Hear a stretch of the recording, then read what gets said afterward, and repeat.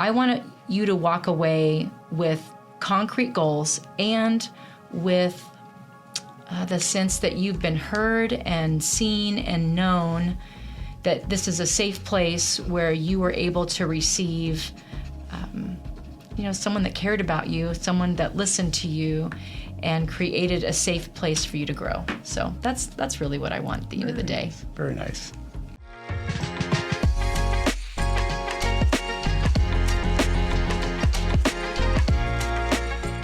Hi, I'm Allie. I am a life coach here with CTFF. I've been here for almost 2 years. I cannot believe it's going to be 2 years in February. And welcome to CTFF Talks. My name is Brandon. I am the Director of Learning Development here at CTFF. I have been working here for about 1.5 years. And so, welcome to CTFF Talks.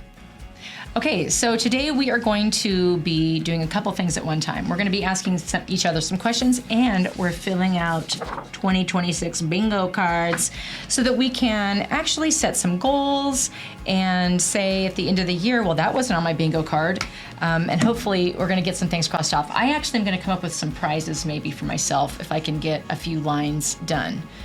Maybe I need to make a bigger one.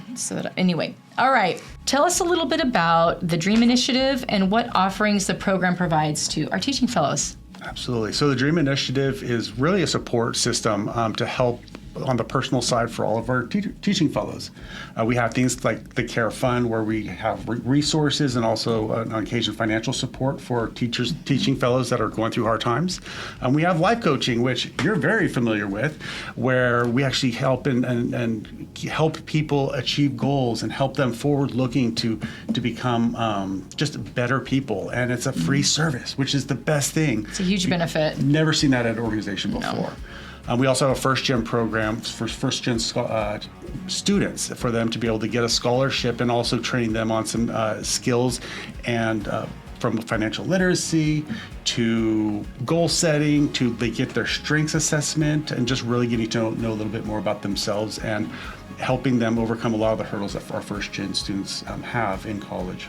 So Allie, I spoke a little bit about life coaching, but really what is life coaching and how does it differ from therapy?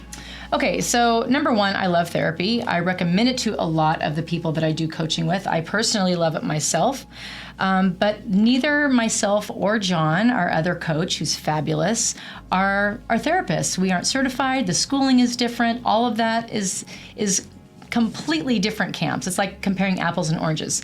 The thing that we do is focus on what is your dream. Like when we talk about the DREAM Initiative, this is really where it starts, is what is your dream? How can we help you in the short term reach that? So if I were even to ask you about your bingo card, what you have on it, I'd be thinking, okay, this is Brandon's dream, and how can I help you get to that? Whether that's through time management, goal setting, am I helping you with your communication, your conflict management? Do we need to bring your leadership skills up? There's all different areas, going from physical health to even practicing different ways to manage your stress. Those are all things that we're here as your coach to support you, help you, give you a sounding board, give you maybe some accountability, help you hear and listen with our own intuitiveness and the training that we've gotten to help you move beyond a place where you might be stuck. Whether that's, like I said, it could be from finances to physical fitness to your relationship skills. And what I love about it is it's very specific to the client. It's always going to be client-led, and we are really just here to help you with your dream. Nice. Yeah. What is one small act you can do daily that will change your mindset for the new year? Okay, one of the things that I do for myself and my kids and also my clients is I ask them to really pay attention and notice their mindset. Notice your narrative. And a lot of times we're going really fast, we're moving right along. I think, why do I feel so terrible? What's actually going on here? Why couldn't I get anything done today? And I think there's a lot of magic that happens when we pause to notice. And like you were saying, it's about pausing to rest. And I think in this sense, yes, and pausing to notice.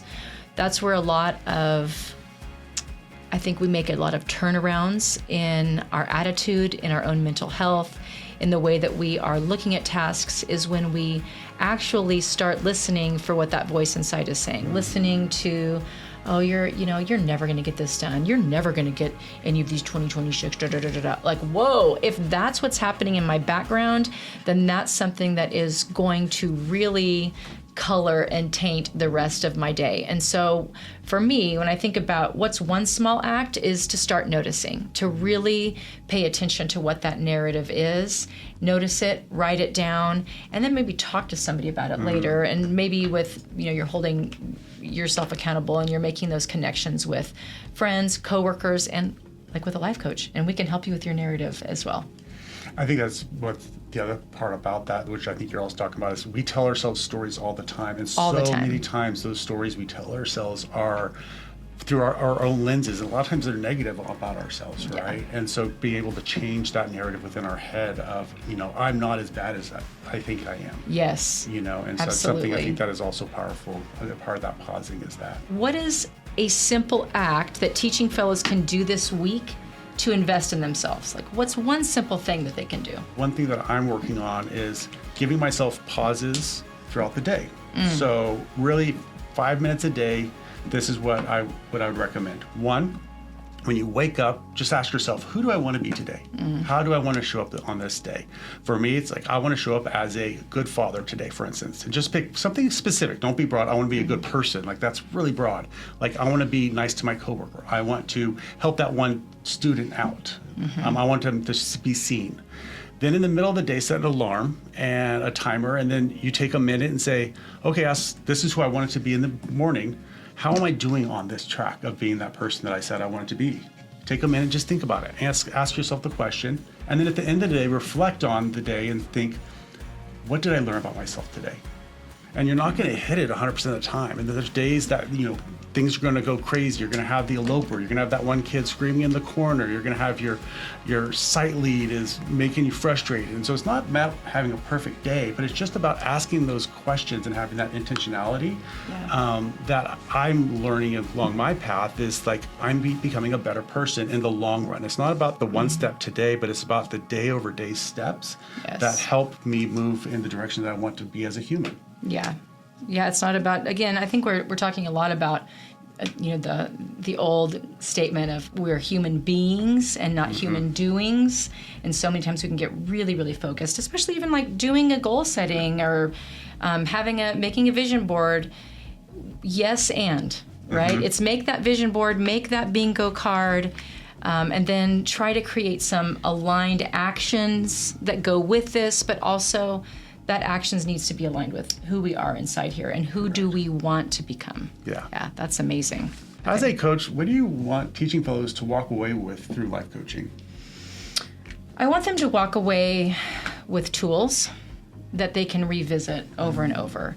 Because, I've been setting goals for myself, and since I learned about goal setting in college, and I'm now 51 and still setting goals and still revisiting my goals. So I love what I've learned and keep applying in my learning, and I revisit it almost like I'm taking a lap. I'm taking another lap around it. And so if I can give tools like on goal setting, on creating small actionable steps, on watching your narrative, on conflict management, on communication, on leadership, I want you to walk away with concrete goals and with the sense that you've been heard and seen and known, that this is a safe place where you were able to receive, someone that cared about you, someone that listened to you, and created a safe place for you to grow. So that's really what I want at the end of the day. Very nice. If growth was a playlist, what is one song you'd add? I love this question. This is fun, and this is challenging. I don't know if you know this, but actually I have like a pretty decent vinyl collection. Yes, like old school record player. I have a record player too. Yes, I love it. I got it's set up in my office, and I'll sit there and listen to music. So it's like my thing right now. Okay, I'm going to send you a picture of my lo-fi at home, and you send me a picture of yours. Yes. Okay. So this is an important question because the song means a lot, right? Yeah. So I'm going to go with something fun, a little bit more, I'm going to say youthful because I'm not.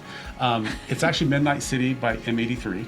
Really? Really? Yes. Okay, So, I'm gonna add that to my list. I first heard this song. I was in a former life a Uber driver, and I was Ubering, and I picked this guy up, and he loved this song so much that we went around the block like 20 times because he wanted to continue listening to Midnight City by M83. And it's fun, it's energetic, and it really has this idea of like there's so much out there. Like there's so many opportunities. There's an adventure waiting for me in the midnight is what the song's about. That's really cool. And it's high energy, it's fun. And so I'm gonna pick that because I feel like that's what growth is all about. Growth is about the adventure, the journey, knowing it's not gonna be perfect, knowing like it's just gonna be, I'm gonna have to take it as it comes, but it's gonna be a wonderful journey. And at the end, I'm gonna look back and think that was awesome. That is really awesome. And that's what Midnight City M83 is for me. How can teaching fellows get in touch with the dream and or life coaching?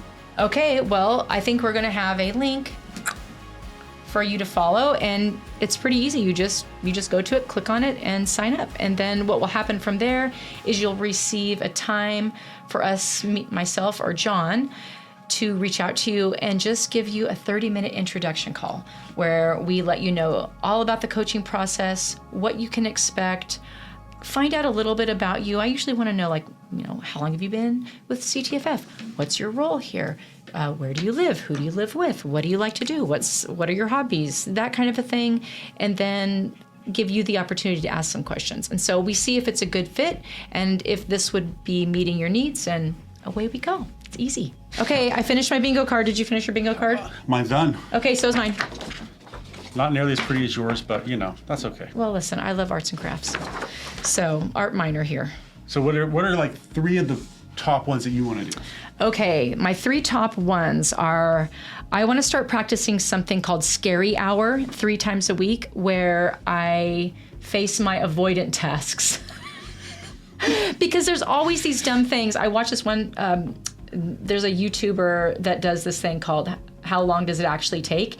And she talks about things that are difficult for her and says how long she's been avoiding them and then how long they actually took. And it's hilarious to watch those. And I thought, you know what? I'm going to do that too. I'm going to practice Scary Hour where I start facing my avoidant tasks 3 times a week. I think that pretty soon I won't even have any more. Are you going to take and actually put a timer so you keep to the hour too? Yes, only 1 hour. That's it. Scary Hour. Nice. So I'm practicing that. What about you? So one thing that I wanted to do, I started a book a couple years ago. It's called The B-Side, and it's kind of like the self-journey of myself, but fictionalized. Oh, that's and cool. So, yeah, it's like multiple storylines. It's non-linear, and I think I want to finish it this year. Yes. Like just the first version. Doesn't have to be perfect, just has to be done. Just get it done. And I'll be a beta reader. I volunteer as tribute. Awesome. Well, thank you so much for joining us today. It's been great hanging out with you all.